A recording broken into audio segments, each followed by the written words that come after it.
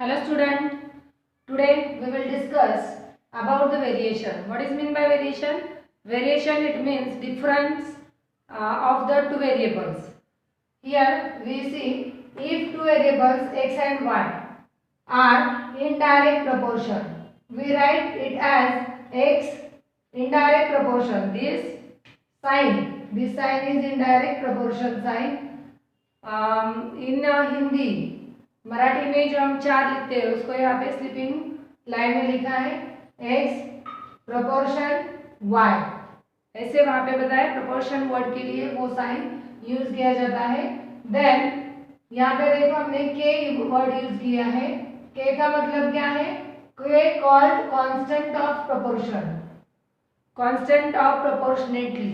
यहाँ पे k word इसके लिए यूज किया है कांस्टेंट प्रोपोर्शन जिसमें होता है, जिसमें वेरिएशन कम रहता है और कांस्टेंट प्रोपोर्शन उसमें आता है। टू वेरिएबल्स यहाँ पे यूज किए जाते हैं x and y। So then it a value of x and corresponding value of y। यहाँ पे क्या बताया है? x की वैल्यू बताइए और corresponding y are known, then this constant can be obtained at once। यहाँ पे क्या बोला उन्होंने? यहाँ पे दो वेरिएबल हमने यूज किए हैं और दो वेरिएबल में x एंड y एक दूसरे के करस्पॉन्ड रहते हैं, यानी x और y के बीच में इज इक्वल टू साइन आता है और k उसके लिए क्या है? कांस्टेंट प्रोपोर्शन है, इसीलिए k ये वर्ड यूज किया है। तो इसमें भी कुछ सब थिंकिंग है, सब थिंकिंग किया गया है।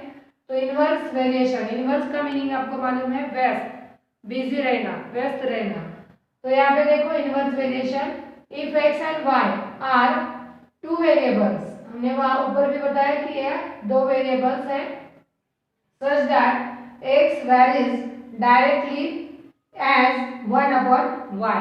x वैरीज है, वैरीज यानी इज इक्वल टू, यहाँ पे देखो लिखा है मैंने x प्रोपोर्शनेट y, तो उसको वैरीज बोलते हैं 1/y। Then we say that x varies inversely as y and write in that method, in that equation। क्या लिखा है यहाँ पे? x proportionate y varies। Okay, we read it at same word। Here also we use k, constant of proportionately। So here also 1 की जगह हम क्या ले रहे हैं? k को ले रहे हैं। कांस्टेंट प्रोपोर्शन किन कौन से वर्ड नंबर का है, कौन से न्यूमरिक का है, यहाँ पे हम एग्जाम्पल देखते टाइम देखेंगे। ओके, अभी आपके ध्यान में नहीं आएगा लेकिन ये बहुत इजी है। यहाँ पे x और y दो वेरिएबल बताए गए हैं और उन वेरिएबल को हमें यूज करके कुछ मीनिंग, कुछ वर्ड्स हमें फाइंड आउट करने हैं, कुछ नंबर्स हमें फाइंड आउट करने हैं। तो इस नंबर्स को फाइंड आउट करने के लिए x और y का उन्होंने टू वेरिएबल का आधार लिया है और टू वेरिएबल के हिसाब से हम कांस्टेंट प्रोपोर्शन कैसे आता है k, ये भी फाइंड आउट करेंगे और x वैरीज और y वैरीज कैसे लिखे जाते हैं इसको हम देखेंगे। तो ये क्या हुआ आपका? Inverse variation. इनवर्स का मतलब क्या बोला मैंने? व्यस्त है, बिजी है।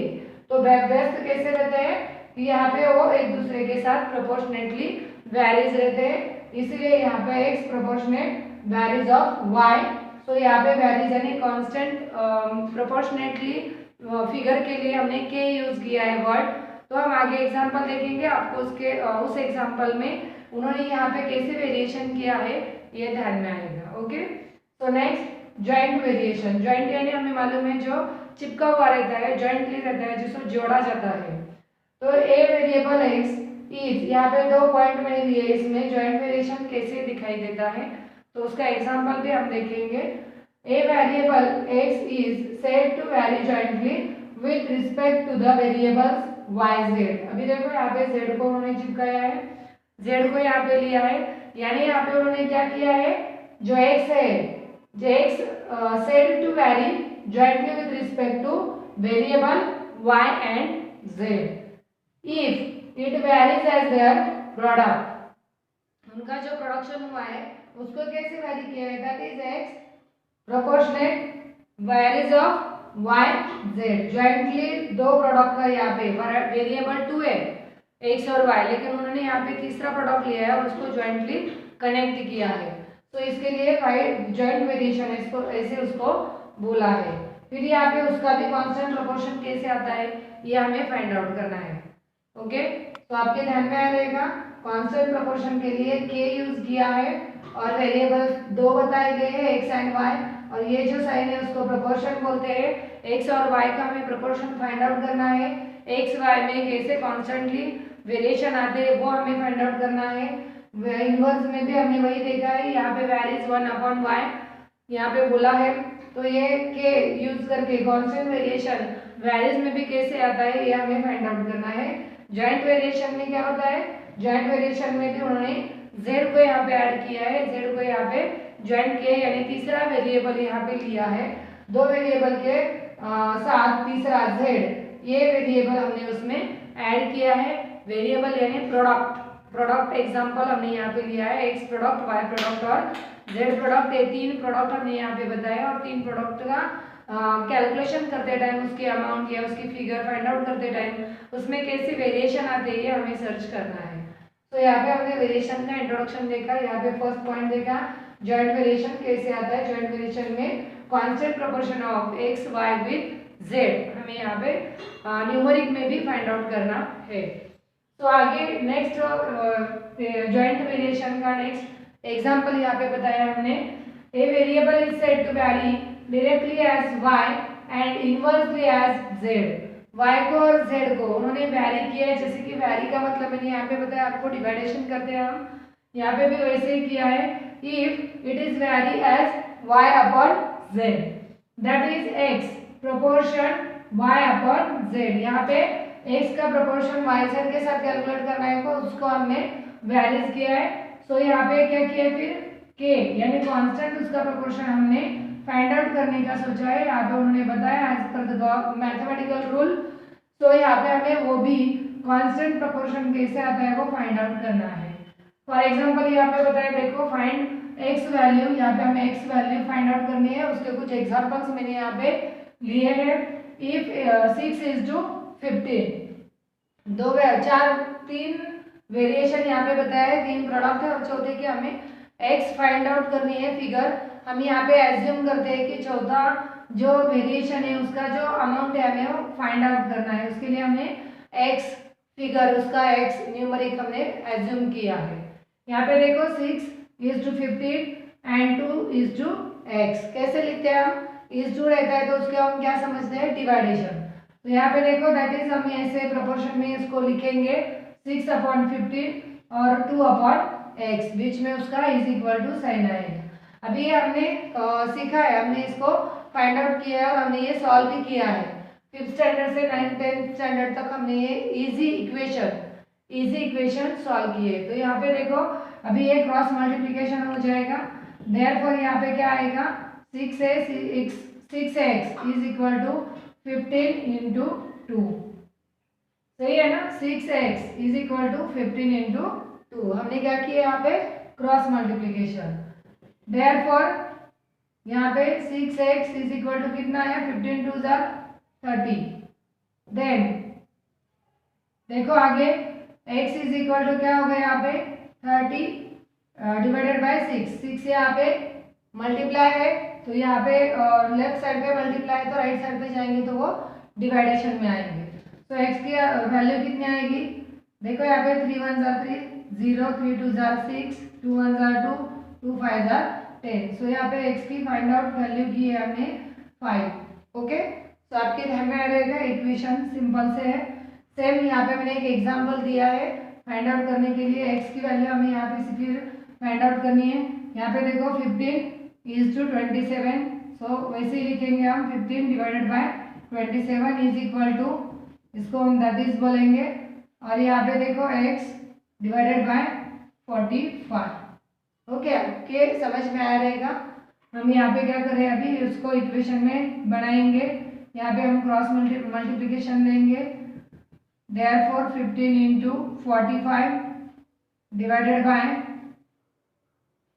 15 इंटू 45 डिवाइडेड बाय नहीं आएगा यहाँ पे, तो इज इक्वल टू क्या आएगा 27x। देयरफॉर बाद में क्या आएगा 27x, और इनका मल्टीप्लिकेशन जो भी रहेगा वो आएगा यहाँ पे, करो ये आप। इसका मल्टीप्लिकेशन जो भी आएगा बाद में की स्टेप कैसे आएगी x इज इक्वल टू ये 27 इसको मल्टीप्लाई है तो डिवाइड हो जाएगा। सो 15 इंटू 45 अपॉन 27। ओके, आपके ध्यान में आया रहेगा। यहाँ पे हमने क्या किया है, दो चीज़ों का क्रॉस मल्टीप्लिकेशन किया, उसको सिंपल से अमाउंट में लाया है उसको, और फिर बाद में हमने एक्स की वैल्यू कैलकुलेट की है। इसको आप कैल्सी पे कर सकते हैं। अभी आप एफ वाई बीकॉम में है तो आपको यूनिवर्सिटी कैल्सी यूज करने को दे रही है। बड़े कुछ मल्टीप्लिकेशन रहेंगे तो आप कैल्सी पे कर सकते हैं। You use the calculator for that calculation. Okay, next example, find fourth proportional यानी हमें यहाँ पे तीन प्रोपोर्शन दिए, जैसे कि ऊपर के एग्जांपल में हमने देखा यहाँ पे भी तीन प्रोपोर्शन दिए थे, चौथे को हमें फाइंड आउट करना था।